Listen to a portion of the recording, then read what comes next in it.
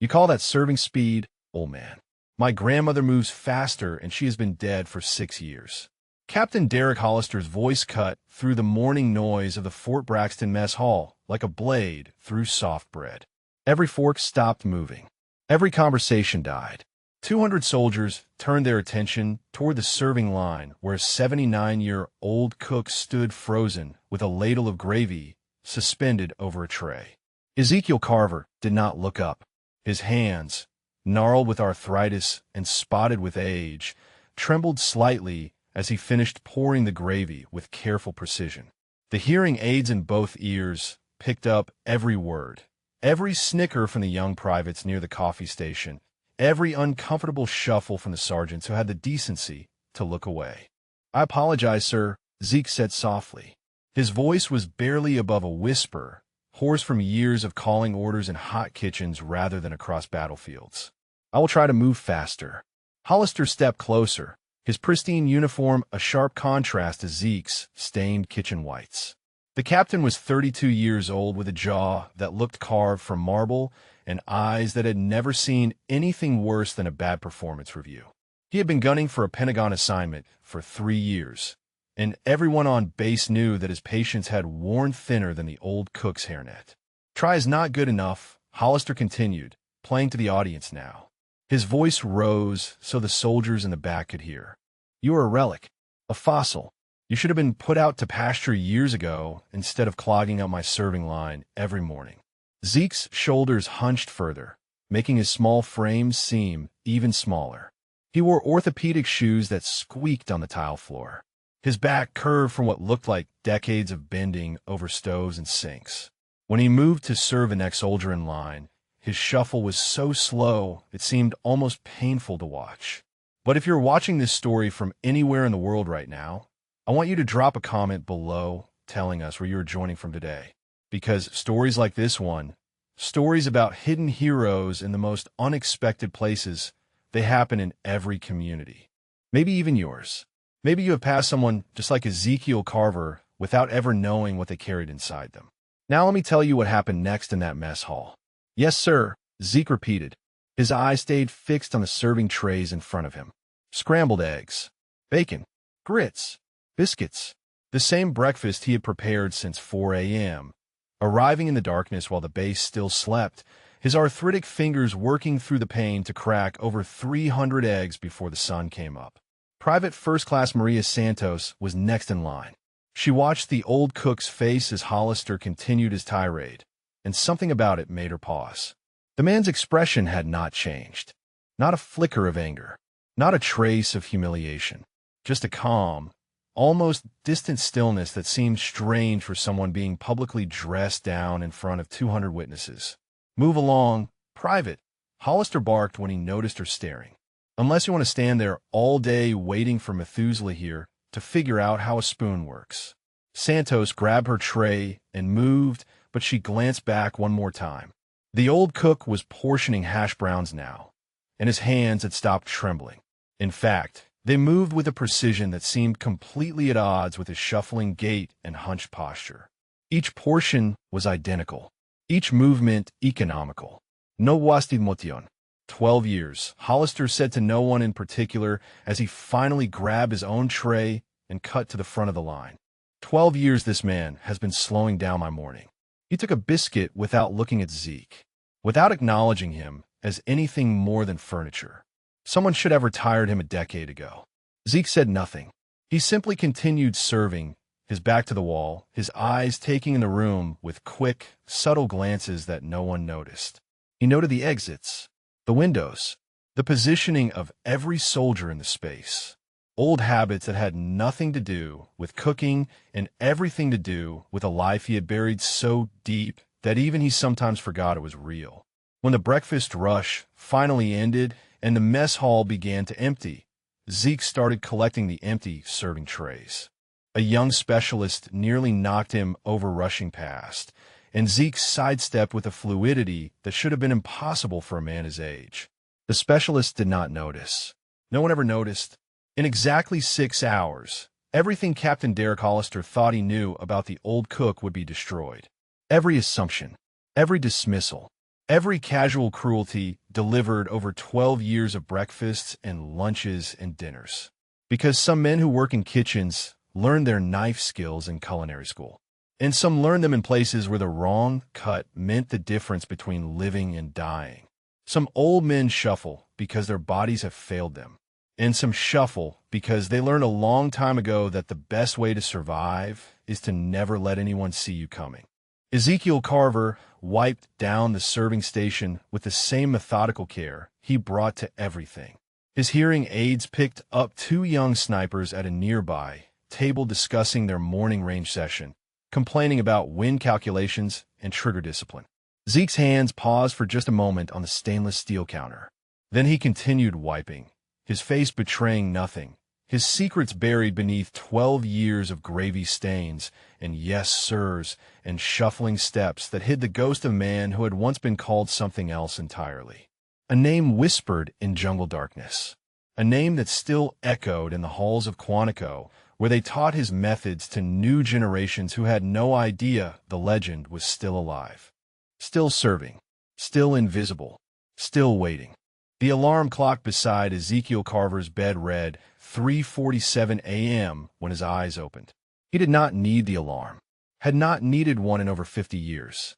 His body simply knew when it was time to rise, the same way it knew how to breathe and how to keep beating despite everything it had endured.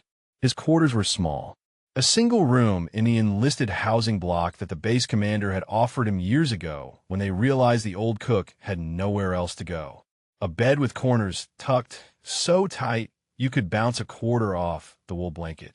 A footlocker at the end containing clothes folded with military precision.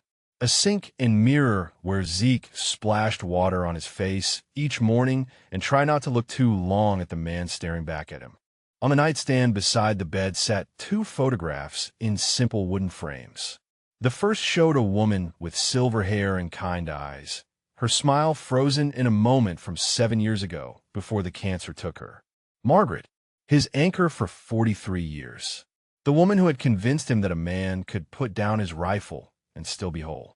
The second photograph was older, faded, creased from being folded and unfolded 1,000 times before he finally put it behind glass. Two young Marines in jungle utilities, arms around each other's shoulders, grinning at the camera like they owned the world. The taller one was Zeke at 26, lean and hard, and carrying a confidence in his eyes that had long since faded. The shorter one was Isaiah Toombs. Deacon, they called him, because he could quote scripture faster than he could calculate wind drift, which was saying something, because Deacon could calculate wind drift faster than any spotter who ever lived. Zeke sat on the edge of his bed and looked at that photograph the way he did every morning. His lips moved without sound, forming words meant only for the dead. Still here, brother. Still cooking. They do not need shooters anymore. They need someone to make sure these kids eat right. He reached beneath the bed, and his fingers found the wooden box he kept there. He did not open it, had not opened it in 3 years, since the day Margaret died, and he packed away the last pieces of the man he used to be. But he touched it every morning, felt the smooth grain beneath his fingertips, remembered what lay inside: a silver star, a Navy cross, 3 Purple Hearts, a Bronze Star with AV device for valor, citations for actions that were still classified, operations that officially never happened, kills that existed only in files locked so deep in Pentagon basements that even the men who ordered them had forgotten. And beneath all of that, wrapped in a piece of silk Margaret had given him on their wedding day, a set of dog tags that did not belong to him, tags with the name TOMBS. Isaiah J. stamped in a metal that still carried traces of blood in the grooves no matter how many times Zeke had tried to clean them. He pushed the box back under the bed and rose slowly, his knees protesting the way they did every morning. The pain was familiar now, almost comforting, a reminder that he was still alive when so many others were not. The walk to the mess hall took him past the base memorial, a granite wall etched with names of soldiers from Fort Braxton who had given everything. Zeke stopped there every morning, his breath fogging in the pre-dawn darkness, his eyes finding names that most people walked past without a second glance.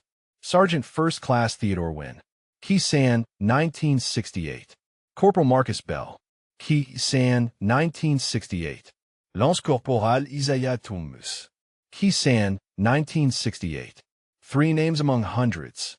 Three men who had died within 6 hours of each other on a single March morning when the fog rolled thick through the valley and the North Vietnamese artillery found their position. Three men Zeke had failed to save despite putting a bullet through the skull of the colonel, directing the bombardment from nearly 3 kilometers away. The shot that made him a legend. The shot that earned him medals and commendations and a place in the training manuals at Quantico. The shot that meant nothing because Deacon still bled out in his arms while they waited for extraction that came 20 minutes too late.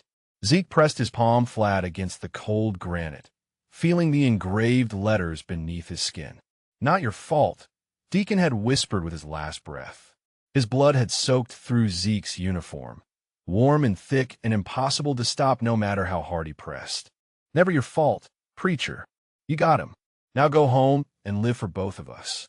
57 years of trying to follow that order. 57 years of waking up and putting one foot in front of the other because Deacon told him to. Because Margaret needed him. Because there was always someone who needed feeding, someone who needed caring for, someone who gave him a reason to keep breathing. Zeke lifted his hand from the memorial and continued walking toward the mess hall. The eastern sky was just beginning to lighten, pink and orange bleeding into the darkness like a wound opening slowly across the horizon. He could smell rain coming, could feel it in the ache of his bones and the thickness of the air.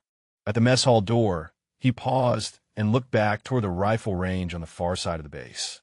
In a few hours, young snipers would be there practicing their craft, calculating windage and elevation, learning techniques from instructors who had learned them from instructors who had learned them from a man called Preacher. None of them knew he was still alive. None of them would believe it if someone told them. The legend of Khe Sanh was ancient history now, a story from their grandfather's war, as distant and mythical as Gettysburg or Normandy. Zeke turned away from the range and pushed through the mess hall doors. 300 eggs were waiting to be cracked. 200 soldiers were counting on breakfast being ready when they arrived. The past could wait. It had been waiting for 57 years. It could wait a little longer. He tied on his apron, pulled the hairnet over his thinning white hair, and began to cook.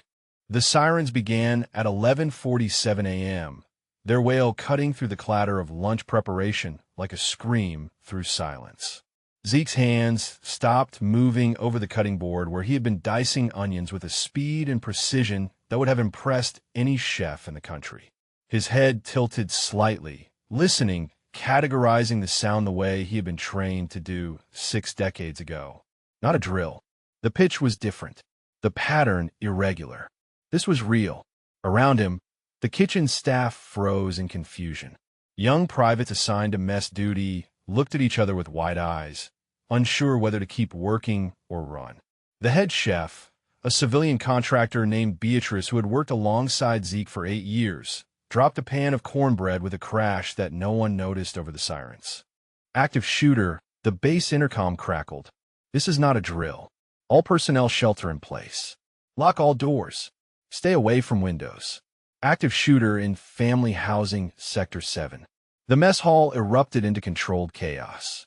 Soldiers who had been eating lunch abandoned their trays and moved toward exits, some heading to armories, others to their assigned emergency positions.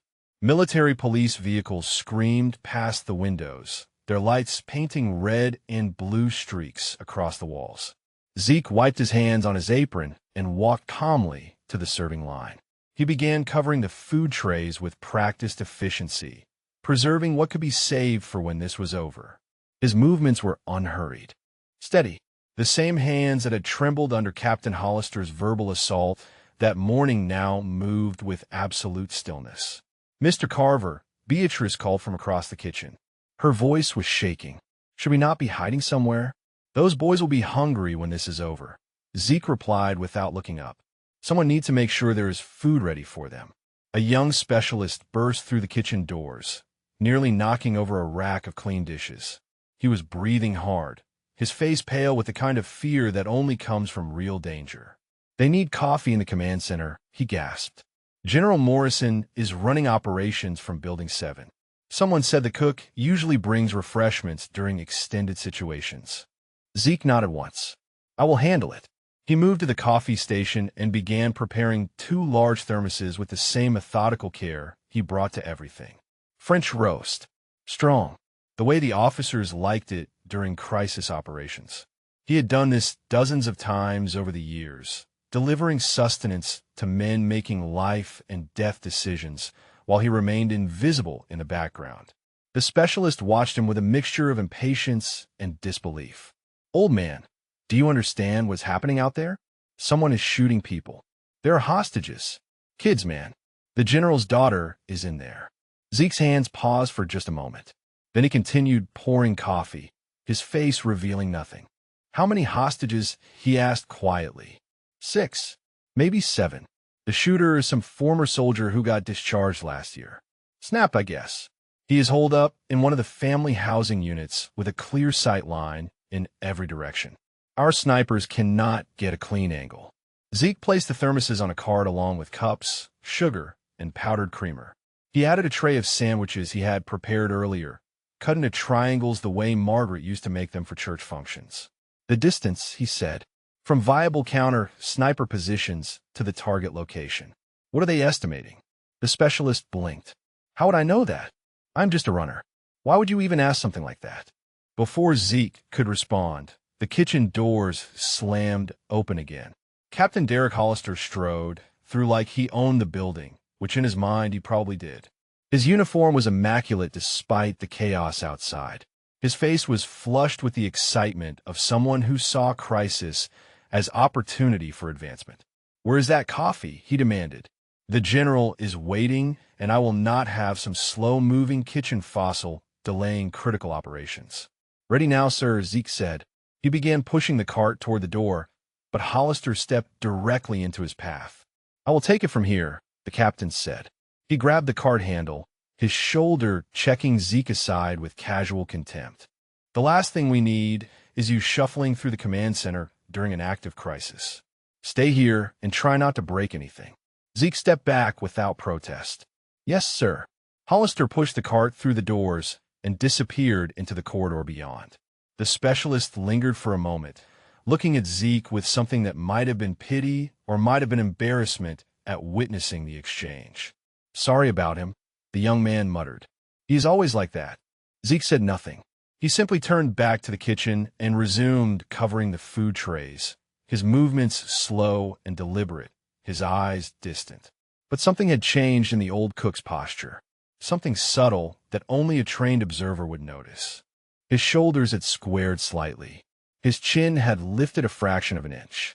And his hands, those arthritic, trembling hands that fumbled with ladles and dropped serving spoons, were absolutely rock steady. In the command center, men with stars on their shoulders were calculating angles and distances, trying to solve an impossible equation with human lives hanging in the balance. They had the best trained snipers on the East Coast, state-of-the-art equipment, and decades of combined tactical experience. None of them knew that the solution to their problem was standing in a kitchen 2 buildings away, covered in onion juice and wearing orthopedic shoes, waiting for someone to ask the right question. General Raymond Morrison had commanded Fort Braxton for 4 years, and in that time, he had managed every crisis from budget cuts to training accidents with the same unflappable calm that had earned him 3 stars and the respect of everyone who served under him. But standing in the command center with sweat beading on his forehead and his hands gripping the edge of the tactical display table, he looked like a man watching his world collapse. His daughter, Emily, was 19 years old. She had come home from college for spring break, wanting to surprise him. Now she was locked in a housing unit with a disturbed former sergeant named Whalen, who had already shot 2 military police officers and was threatening to execute hostages one by one until someone met demands that changed every time he opened his mouth. Talk to me, Morrison said to the cluster of officers surrounding him. Give me options. Lieutenant David Chun stepped forward. He was 28 years old, the leader of the base sniper team, and he had never looked more miserable in his life. Sir, we have 3 teams in position, but none of them have a viable shot. Whalen chose his location carefully. The housing unit sits at the intersection of 4 streets with clear sight lines in every direction. The nearest elevated position with an angle on his window is the water tower, but that is over 1,200 meters out. So take the shot from there. Sir, Chen's voice was tight with frustration.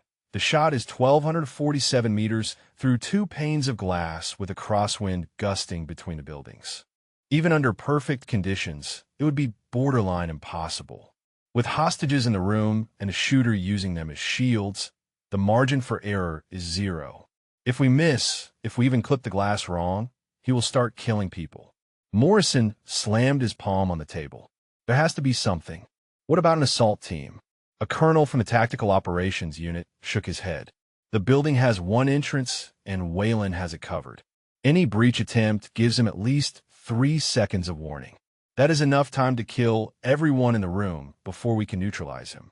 Negotiate then. Give him whatever he wants. Sir, the hostage negotiator said from his station near the communications equipment, his demands are not coherent. He is asking for his discharge to be reversed, for his ex-wife to be brought here, for a helicopter to take him to a country we do not have extradition treaties with. Every time we get close to agreeing on something, he changes the terms. I do not think he wants a resolution. I think he wants an audience. Morrison closed his eyes. Somewhere in that housing unit, his daughter was watching a madman wave a gun around while military police and tactical teams stood helpless outside.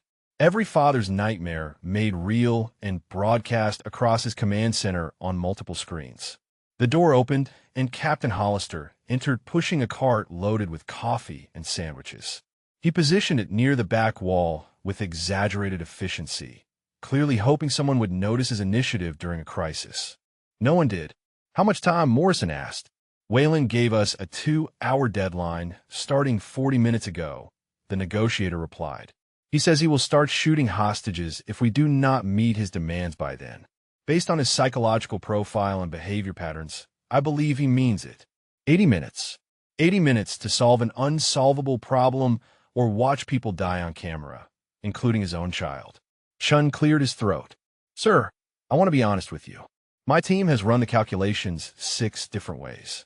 The shot from the water tower is theoretically possible, but the variables are too unpredictable. Wind shear between buildings creates micro gusts that our equipment cannot compensate for in real time. The glass refraction alone could throw the round off by 3 inches at that distance. 3 inches is the difference between a clean kill and a dead hostage. What about closer positions? Nothing with a viable angle. Weyland positioned himself in the corner of the room farthest from any window that a sniper could use. The only shot is through the front window, and the only position with line of sight on that window is the water tower. Morrison stared at the tactical display showing the housing unit, the water tower, and the calculated trajectory between them. 1,247 meters. 2 panes of glass. Variable crosswinds. A target using human shields in a room full of innocent people. His daughter's face flashed through his mind. 6 years old, sitting on his shoulders at a 4th of July parade.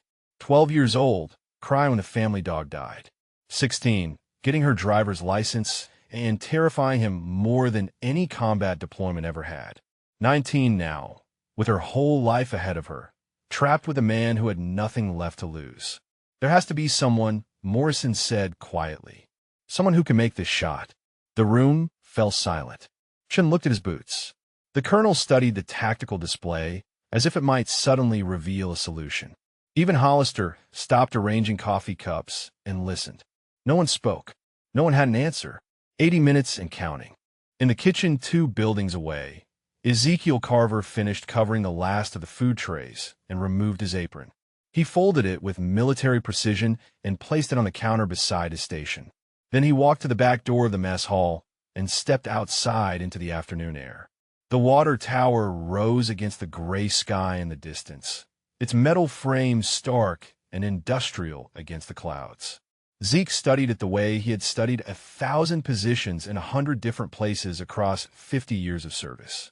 Elevation, angle, wind patterns indicated by the movement of the flags on nearby buildings. 1,200 meters, maybe a little more. His hands were steady at his sides.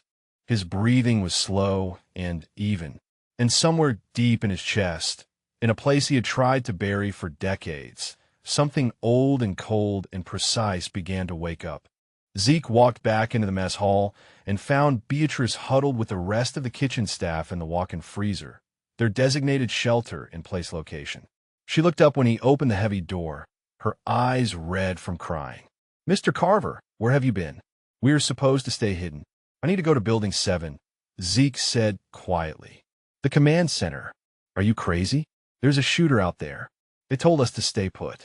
Zeke looked at her for a long moment, and something in his gaze made her words die in her throat. In 8 years of working beside him, she had never seen that expression on his face. The gentle old man who hummed hymns while chopping vegetables was gone. In his place stood someone else entirely, someone whose eyes held a stillness that was almost frightening. "Stay here," he said. "Keep everyone calm. This will be over soon." He turned and walked out before she could respond, moving through the empty mess hall with a stride that seemed different somehow. Less shuffle, more purpose. His orthopedic shoes still squeaked on the tile, but the man wearing them no longer seemed like someone who needed them. The walk to Building 7 took 4 minutes.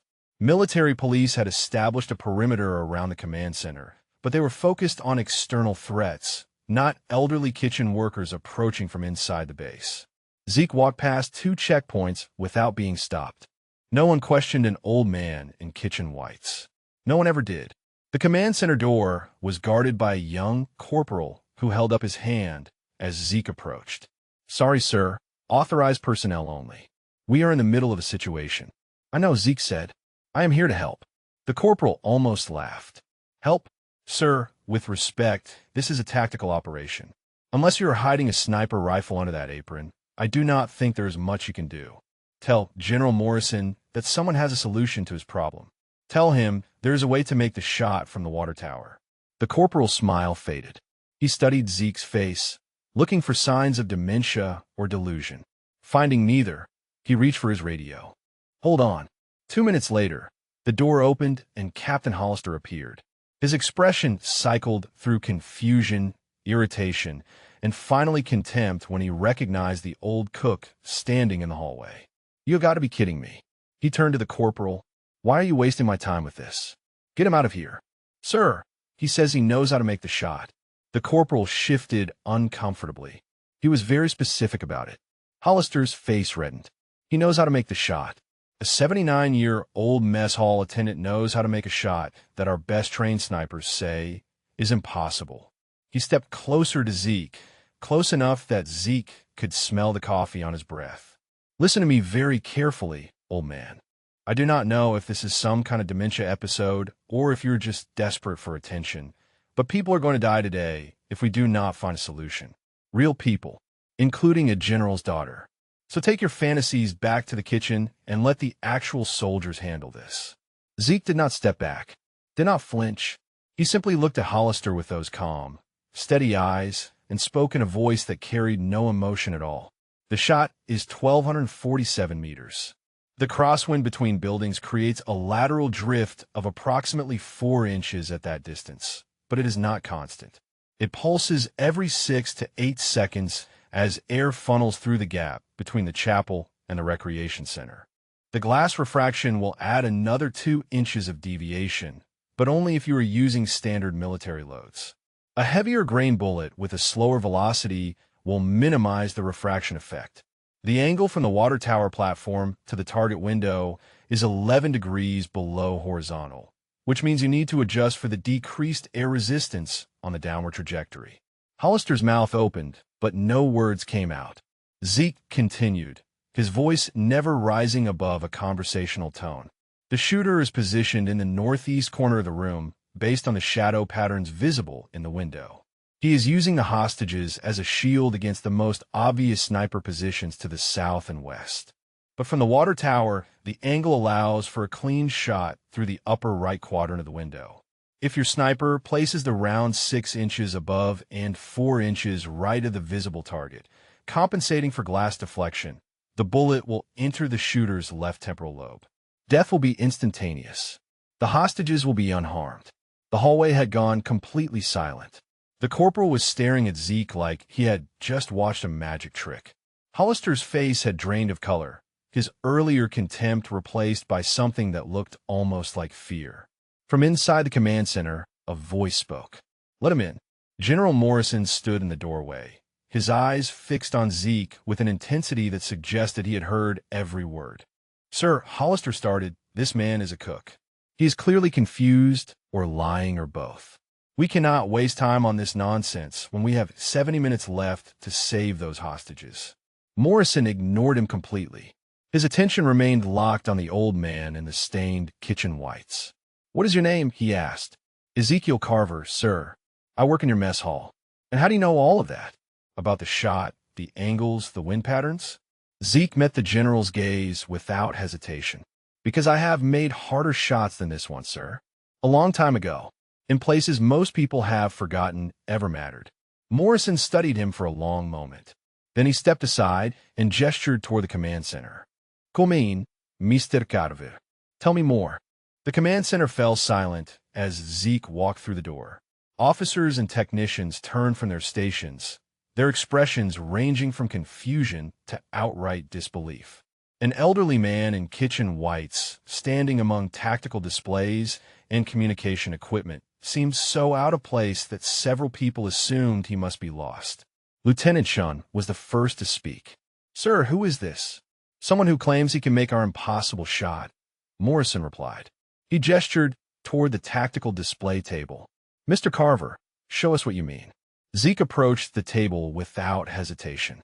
His eyes moved across the digital map of the base, the housing unit marked in red, the water tower highlighted in blue, the calculated trajectory displayed as a dotted line between them. He studied it for perhaps 3 seconds before he began to speak. "Your calculations are based on standard Marine Corps sniper methodology, which assumes consistent wind patterns and optimal shooting conditions. But this is not an optimal situation.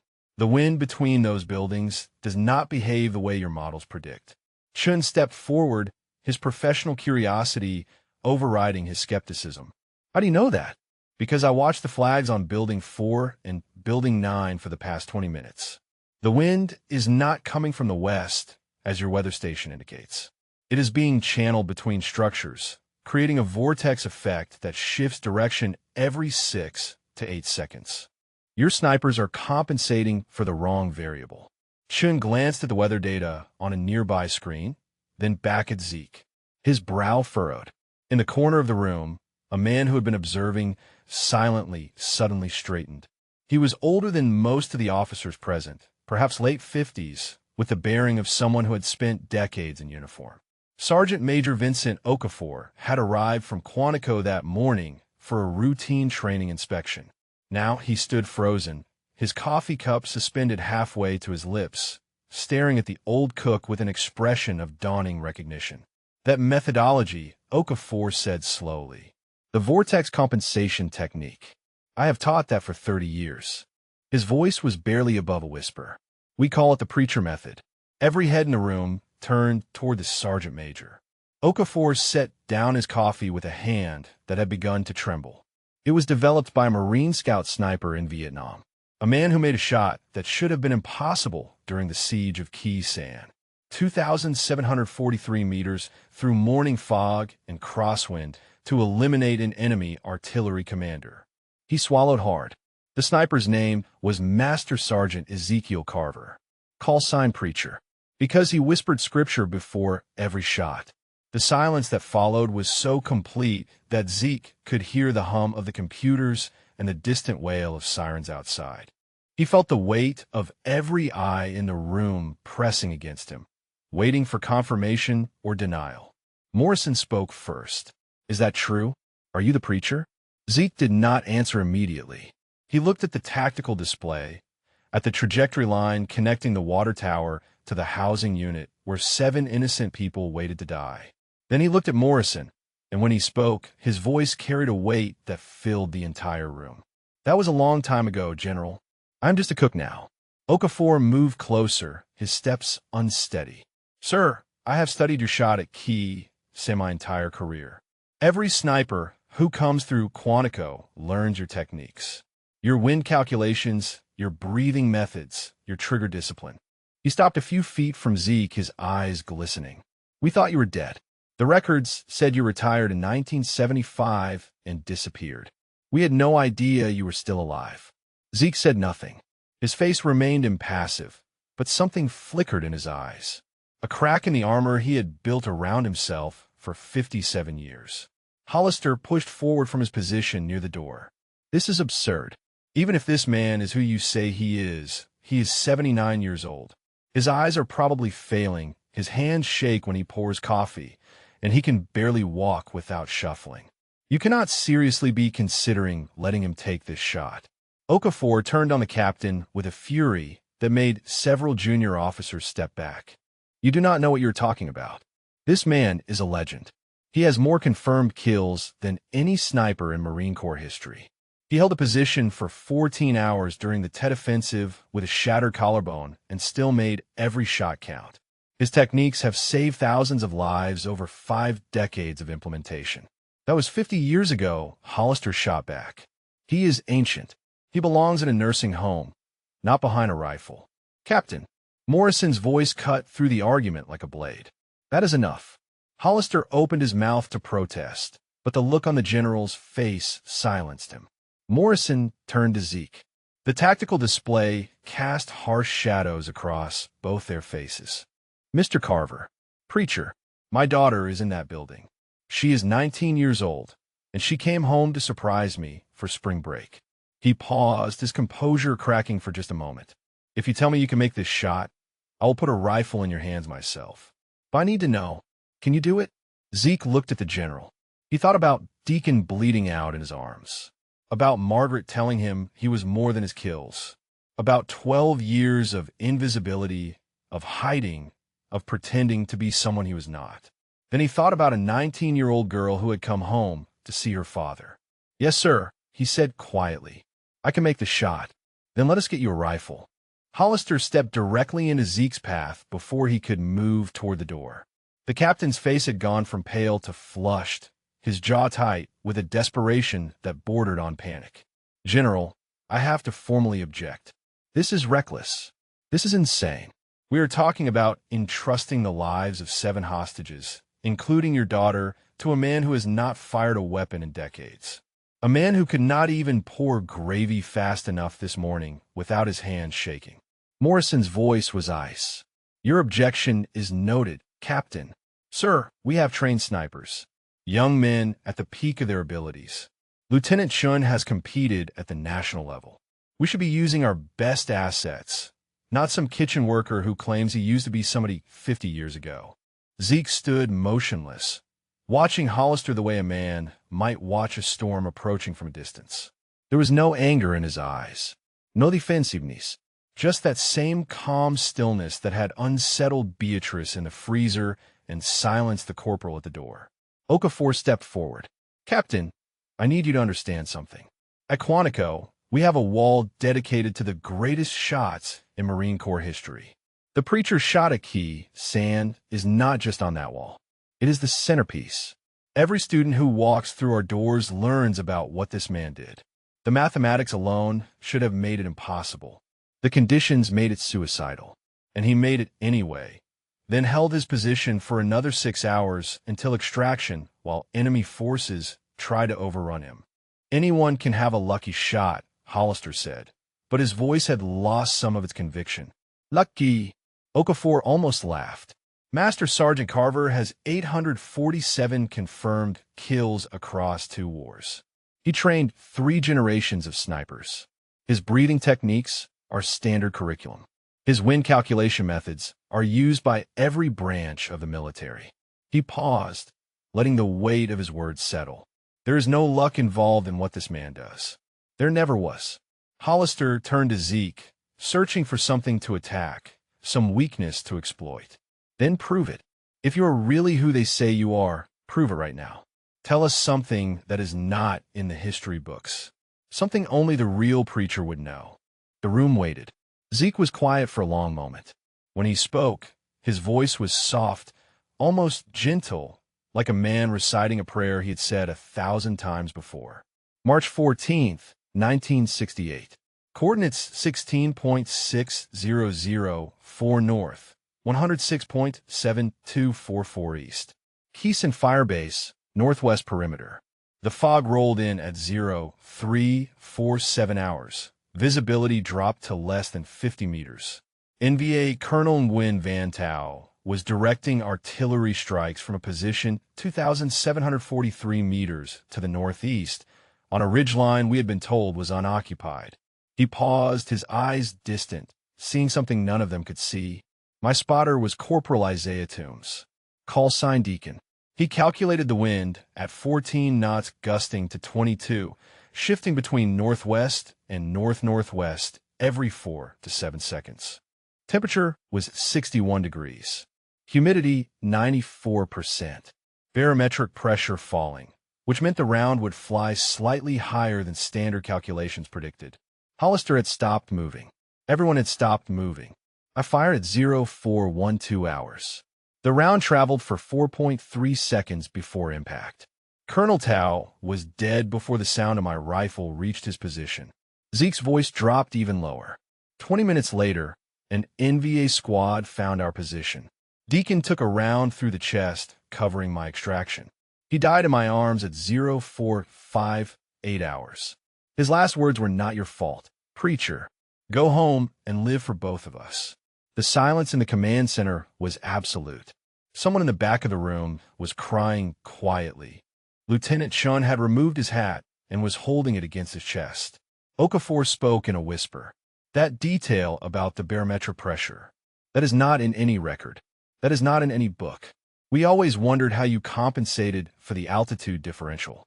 He shook his head slowly. "It is really you." Zeke looked at Hollister. The captain's face had gone gray. His earlier aggression had collapsed into something that looked almost like shame. "I have carried that mourning with me for 57 years, Zeke said quietly. "I have never told anyone those details.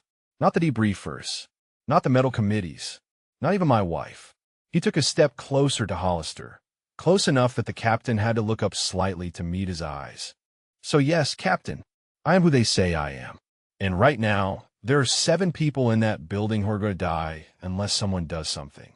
You can keep wasting time questioning me, or you can get out of my way and let me do what I was made to do." Hollister opened his mouth, closed it, then stepped aside without another word. Morrison nodded once. "Lieutenant Chun, take Mr. Carver to the armory. Get him whatever he needs." He checked his watch. "We have 53 minutes. Zeke turned toward the door, then paused. He looked back at Chun, studying the young officer's face with an expression that held something almost like warmth. "You will be spotting for me, Lieutenant." Chun blinked. "Sir, you have good eyes. Steady hands. Reminds me of someone I used to know." Zeke's voice softened. "Someone who saved my life more times than I can count." Then he walked out of the command center, and Lieutenant Chun followed without hesitation. The armory sergeant was a thick-necked staff sergeant named Womack who had seen enough strange requests in his 22 years of service to think nothing could surprise him anymore. He was wrong. When Lieutenant Chun walked through the door with an elderly man in stained kitchen whites, Womack looked up from his inventory clipboard with an expression that suggested he was waiting for the punchline of a joke that had not been told yet. "Lieutenant," he said slowly, "the mess hall is 2 buildings over. This man needs a rifle," Chun replied. "General Morrison's orders. Priority access to whatever he requires." Womack looked at Zeke, looked at Chun, looked back at Zeke. "You are serious. Deadly serious, Staff Sergeant. We have less than an hour." Something in Chin's voice made Womack set down his clipboard. He had known the lieutenant for 3 years, had seen him handle training exercises and live fire drills with the kind of calm professionalism that marked him as someone destined for higher command. He had never seen Chin look the way he looked right now, like a man standing in the presence of something he did not fully understand. "What do you need?" Womack asked, directing the question to Zeke. Zeke walked past him into the rifle vault without waiting for permission. His eyes moved across the racks of weapons with the practiced assessment of someone who had spent a lifetime choosing the right tool for impossible jobs. He passed the standard issue M24S without a glance, paused briefly at the newer M110 platforms.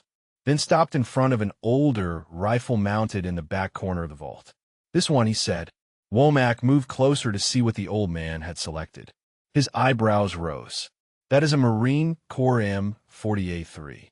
We keep it for historical demonstrations and training comparisons.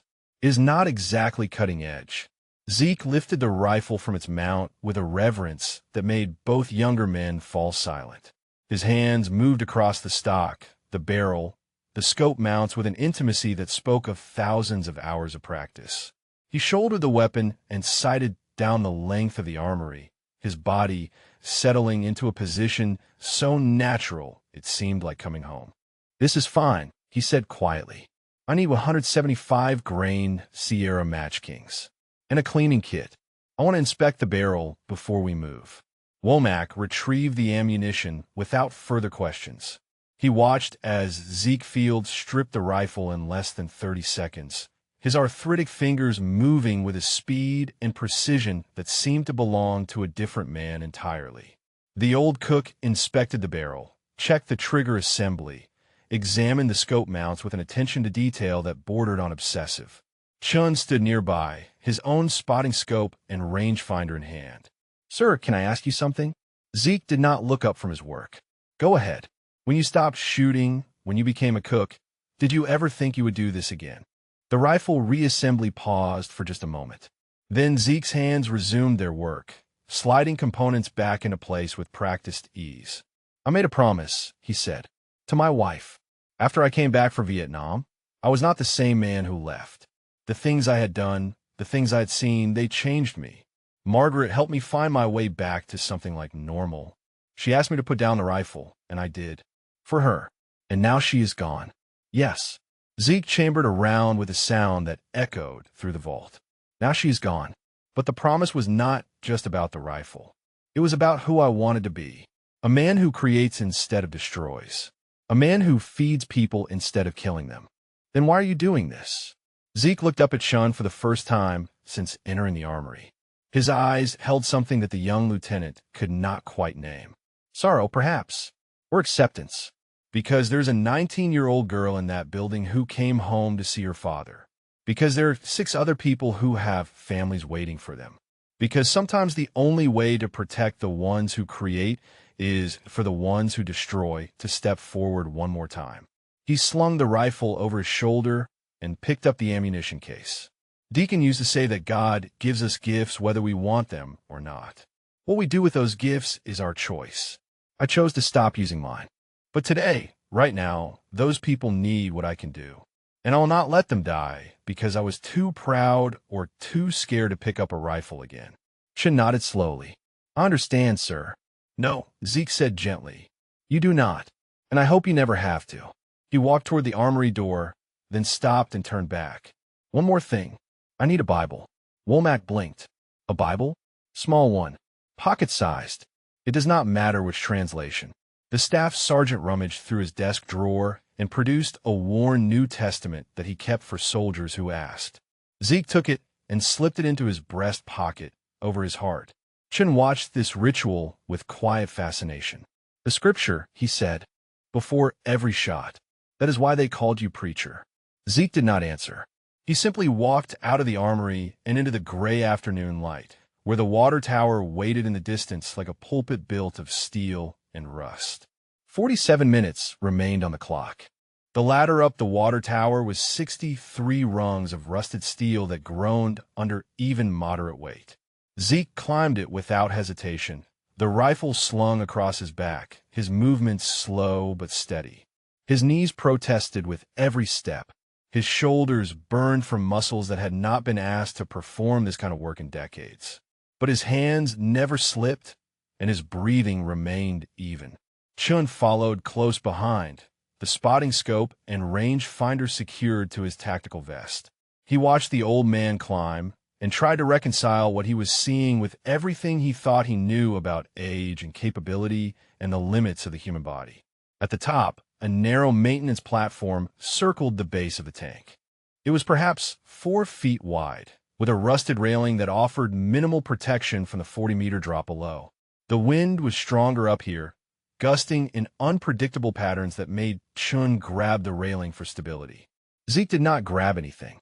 He stood on the platform as if he had been born there, his eyes already scanning the distant housing unit where 7 lives hung in the balance. The window he needed was visible even without magnification, a small rectangle of glass that caught the gray afternoon light. "Set up here," Zeke said, indicating a position where the platform support structure would provide a natural rest for the rifle. "Chun, I need wind readings every 15 seconds. Call them like you were trained to call them. Do not overthink it. Do not second-guess yourself. Just tell me what you see." Chun positioned himself beside Zeke and raised the spotting scope. The housing unit jumped into focus, and he could see movement behind the window. Shadows. Shapes. The outline of a man pacing back and forth with something in his hand. "I have eyes on the target," Chun reported. "He is mobile, moving between the window and the interior of the room. Hostages appear to be seated against the far wall." Zeke settled into a prone position on the platform, the rifle's bipod extending to provide stability on the metal grating. He pressed his cheek against the stock and looked through the scope.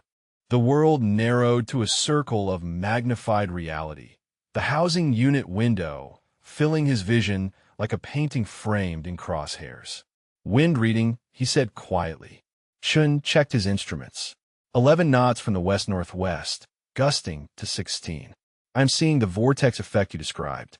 The flags on building 4 are showing a shift every 7 seconds, roughly 30 degrees clockwise." Zeke made a minute adjustment to his scope. His breathing had already begun to slow, each exhale longer than the last, his heartbeat settling into a rhythm that seemed almost meditative. The radio on Chin's vest crackled. "Preacher, this is command. We have 31 minutes until the deadline. Wayland is becoming more agitated. Negotiators say he is escalating. What is your status?" Zeke did not respond. His eye remained pressed to the scope, his finger resting alongside the trigger guard rather than on the trigger itself. Chun keyed his radio. "Command, we are in position. Preacher is acquiring the target. Stand by." The next several minutes passed in a silence, broken only by Chin's wind readings and the distant sound of sirens. Zeke lay motionless on the platform, his body so still that Chun had to watch for the subtle rise and fall of his back to confirm he was still breathing. Then Zeke reached into his breast pocket and withdrew the small Bible. He did not open it. He simply held it for a moment, his thumb tracing the worn leather cover. His lips moved without sound, forming words that Chin could not hear. "The Lord is my shepherd," Zeke whispered finally. "I shall not want. He maketh me to lie down in green pastures. He letteth me beside still waters. He restoreth my soul." Chun felt the hairs rise on the back of his neck. There was something sacred about this moment, something that transcended tactics and training and military protocol. He was witnessing a ritual that had been performed hundreds of times before, in jungles and deserts and mountains, in places where death was the only certainty and faith was the only comfort. Zeke slipped the Bible back into his pocket and returned his eye to the scope. Wind reading. Chun checked his instruments. His voice came out steady despite the tremor in his hands. 12 knots, gusting to 17. Vortex shift in 3 seconds. 2, 1, mark. Zeke made his final adjustment. In the scope, the shooter had stopped pacing. He stood near the window now, his weapon pressed against the head of a young woman with dark hair. Even at this distance, even through the distortion of glass and atmosphere, Zeke could see the terror on her face. Emily Morrison, 19 years old, came home to surprise her father. "Target is stationary," Chun reported, his voice barely above a whisper. "He has a hostage at gunpoint. Clean shot is available for approximately the next 8 to 10 seconds before he moves again." Zeke's finger moved from the guard to the trigger. His breathing stopped. The world contracted to a single point of focus, a single moment suspended between heartbeats. A single prayer offered up to whatever power governed the space between life and death. "Yet though I walk through the valley of the shadow of death," Zeke whispered, "I will fear no evil." His finger tightened. "For thou art with me." The rifle spoke once. It was not a bang so much as a crack, a sharp splitting of the air that rolled across the base like thunder from a clear sky. The recoil pressed into Zeke's shoulder with a familiar weight, an old friend returning after a long absence. His eye never left the scope. The bullet traveled 1,247 meters in 1.8 seconds. It punched through the first pane of glass at a slight upward angle, the specially weighted grain compensating for refraction exactly as Zeke had calculated. It continued through the second pane with only minimal deviation, the trajectory holding true through the microsecond of transition between atmospheres. Wayland never heard the shot that killed him. The round entered his left temple and exited through the right side of his skull in a spray of red mist that painted the wall behind him. His body crumpled sideways, away from the hostage he had been holding, the weapon in his hand discharging harmlessly into the ceiling as his fingers spasmed in death. Chen watched through the spotting scope, his breath caught in his throat. "Target down," he said. His voice cracked on the second word. "Target is down. Hostages appear unharmed.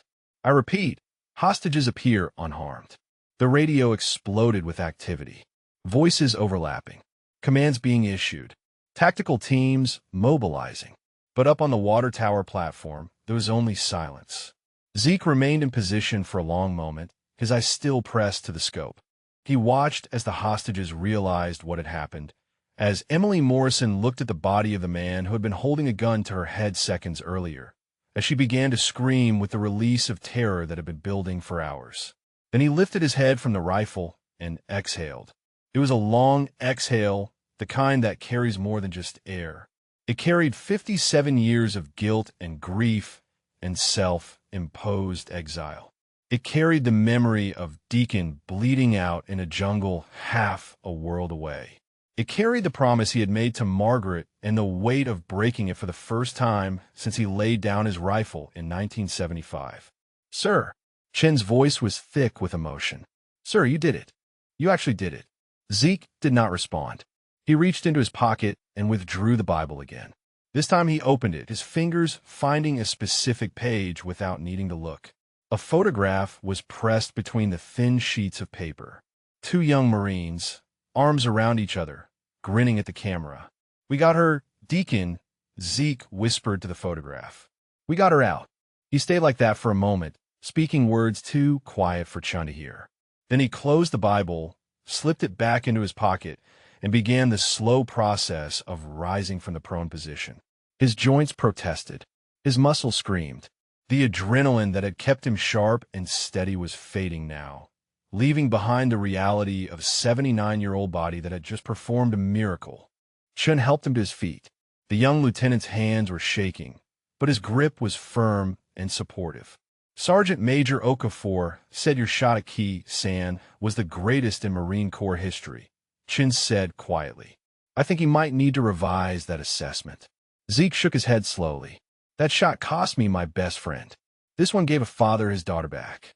He looked toward the housing unit in the distance, where tactical teams were now swarming the building, where medics were rushing toward the hostages, where a 19-year-old girl was about to learn that her life had been saved by the old man who served her breakfast every morning without her ever knowing his name.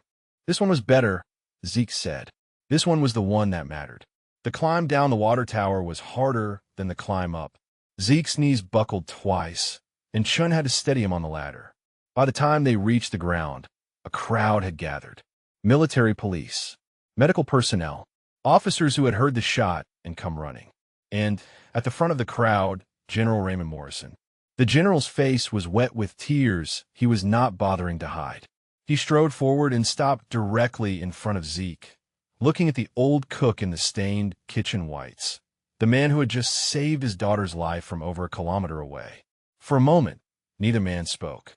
Then Morrison snapped to attention and rendered a salute so crisp it could have been used in a training manual. The kind of salute reserved for Medal of Honor recipients and fallen heroes. The kind of salute that said everything words could not. Around him, every soldier present followed suit. Military police, medics, officers, even the tactical team members emerging from their vehicles stopped and raised their hands to their brows. Zeke Carver stood in the center of a sea of salutes, the rifle still slung across his back, his kitchen whites stained with rust from the water tower platform. His hand rose slowly, trembling now, and returned the gesture. "Thank you," Morrison said, his voice breaking. "Thank you for bringing my little girl home." Zeke lowered his hand. "Just doing what needed to be done, General." "Same as always." The crowd parted as a military ambulance pulled up to the base of the water tower. The rear doors opened, and Emily Morrison emerged, wrapped in a shock blanket, her face streaked with tears and residue from the violence she had witnessed.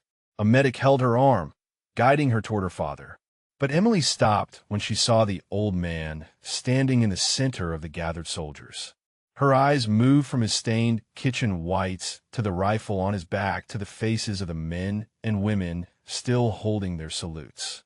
Something flickered in her expression, recognition of a different kind. "You," she said. Her voice was hoarse from screaming. "You are the man from the mess hall, the one who serves the eggs." Zeke nodded slowly. "Yes, ma'am." Emily stared at him. "This morning I watched a captain yell at you because you were too slow. I saw you apologize. I saw you just take it." She shook her head as if trying to clear a fog that would not lift. "And now they are telling me you just shot a man from over a kilometer away to save my life." "Yes, ma'am," Zeke said again. Emily broke away from the medic and walked toward him. Her father moved to intercept her, but she held up a hand without looking at him. When she reached Zeke, she stood close enough that he could see the blood spatter on her collar, the tremor in her hands, the depth of shock still swimming in her eyes. "Why?" she asked. "Why did you let him treat you that way? Why did you let everyone treat you that way when you could do this?" Zeke was quiet for a moment. The question hung between them, heavy with implications that extended far beyond a single morning's humiliation. Because what a man can do and who a man is are not always the same thing. He said finally, "I stopped being a shooter a long time ago. I chose to be something else, something quieter, something that did not require anyone to die. But you did anyway. For me. For us." Zeke looked at her with eyes that had seen more death than she would ever comprehend. "Some things are worth breaking a promise for," he said softly. "Some people are worth coming back for."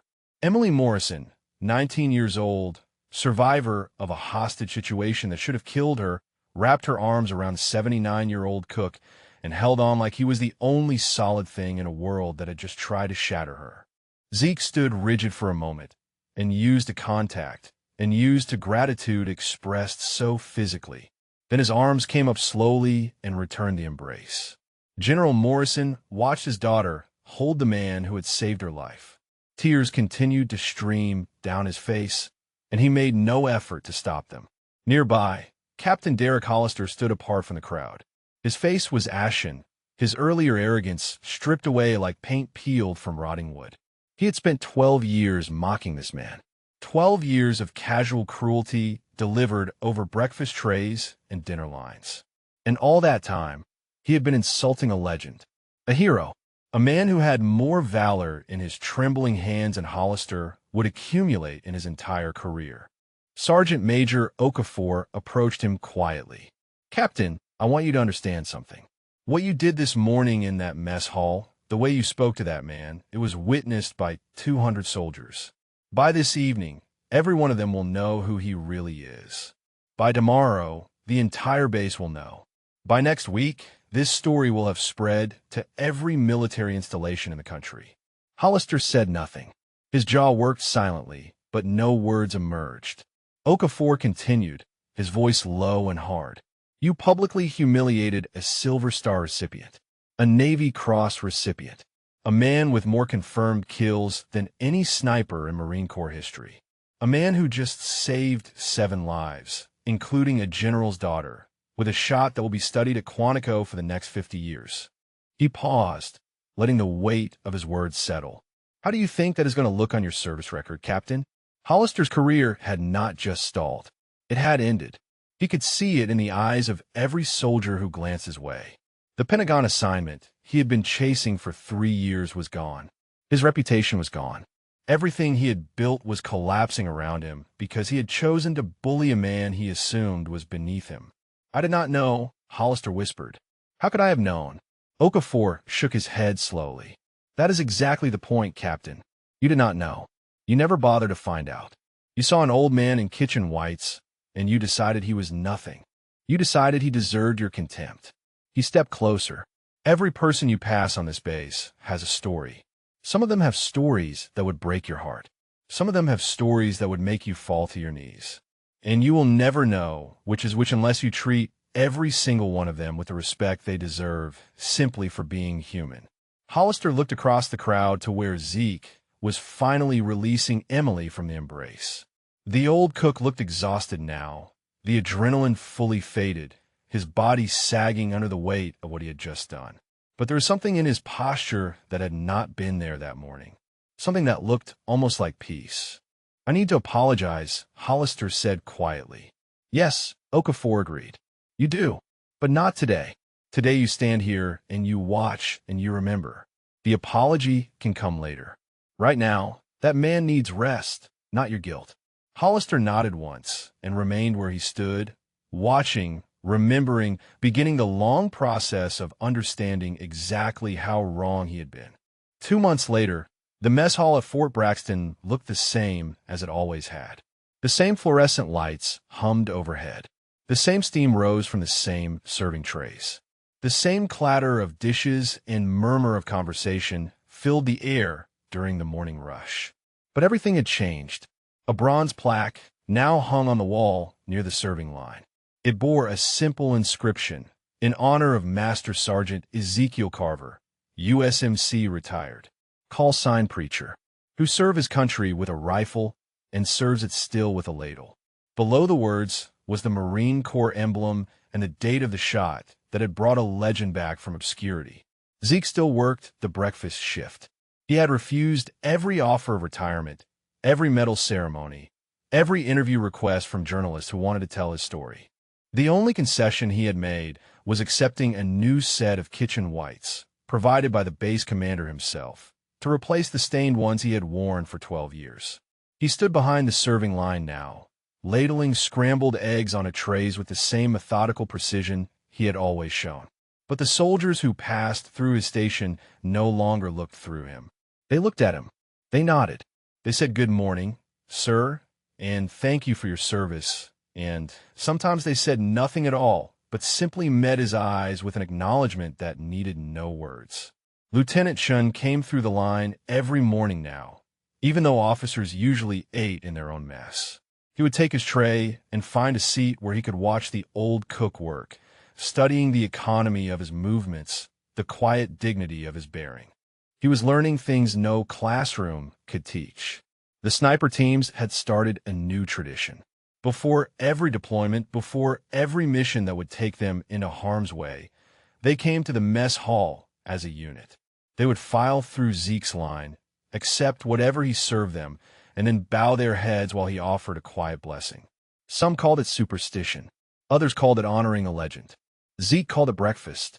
Sergeant Major Okafor had returned to Quantico with new material for his curriculum.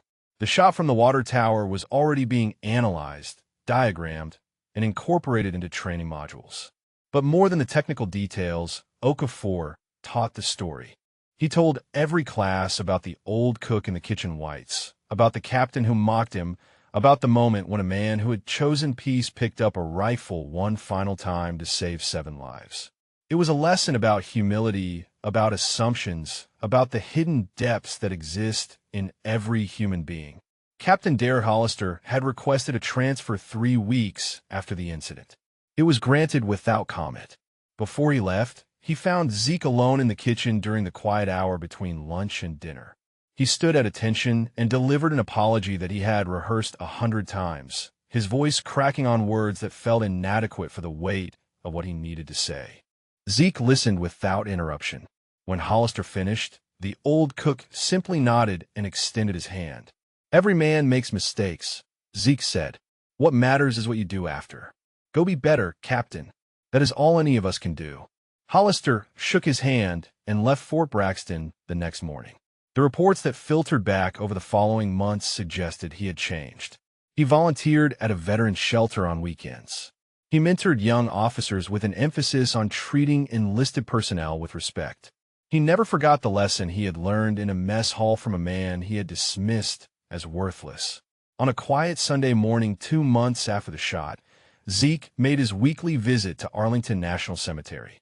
He walked the familiar path to Section 60, Row 14, marker 2847, where a white headstone bore the name of Corporal Isaiah Toombs. He lowered himself slowly onto the grass beside the grave, his knees protesting the way they always did. He pulled out the worn photograph of 2 young Marines and held it where Deacon could see. "They know now, brother," Zeke said softly. "They know what we did, what you did, and I am training new ones in my own way, teaching them your patience, your steadiness, your faith." He was quiet for a moment, listening to the wind move through the trees. "I picked up the rifle again, Deacon. I know I said I would not. I know Margaret asked me not to. But there was a girl, a father's daughter, and I could not let her die." He wiped his eyes with the back of his hand. "I hope you understand. I hope she understands." He placed a small brass pin on the headstone, a mess hall service pin, the kind given to cafeteria workers for years of dedication. It looked strange there among the flags and flowers left by other mourners, but it was the only medal Zeke had earned in the past 12 years, and it felt right to share it. "Still here, Deacon," he whispered, "still serving, just like you told me to." He rose slowly and walked back toward the cemetery entrance, his posture a little straighter than it had been in years. Behind him, the white headstones stood in perfect rows, silent sentinels over the men and women who had given everything. And if this story moved you today, if it reminded you that heroes can be found in the most unexpected places, please subscribe to our channel. Share this with someone who needs to hear that it is never too late to matter, never too late to make a difference. And tell us in the comments, who is the quiet hero in your life? Who is the person everyone overlooks, but who carries something extraordinary inside them? Because every person you pass on the street has a story. Some of them might just be legendary. The old cook walked on, heading back to the base where breakfast would need to be served again tomorrow morning, where young soldiers would file through his line without knowing they were being fed by a legend, with a plaque on the wall told only part of a story that had been 57 years in the making. Ezekiel Carver had been a shooter once, a legend, a ghost who whispered scripture before ending lives. But he had chosen to become something else, something quieter, something that required no one to die. And in the end, that choice had mattered most of all.